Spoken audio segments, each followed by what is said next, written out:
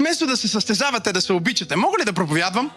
Добрият пастир, Господ гледа към теб и казва, стига си била главата в стената. Или в мъжа ти в този случай. Няма надпревара. Само Той е номер едно. Ние всички се събираме около Него. И когато се събираме около Него, всеки един от нас намира своето правилно място на принадлежност.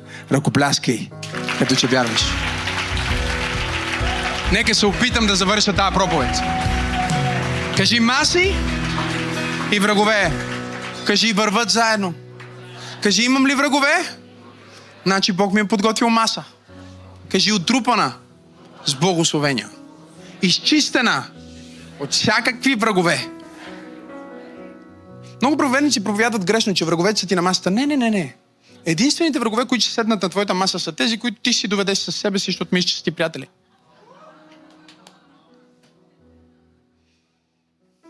Що се отнася до сериозните ти врагове, Бог ще направи така, че да са достатъчно близо да си в гледката им. И достатъчно далеч, за да не ти влияят. Достатъчно близо, за да си в гледката им. И достатъчно далеч, за да не ти влияят. Ти си защитен. Бог е сложил своята ръка върху теб.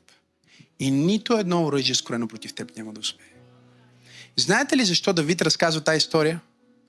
Това е неговата история. Той казва, Бог ми подготви маса. Бог ме помаза в присъствието на неприятелите ми. Той реферира към деня,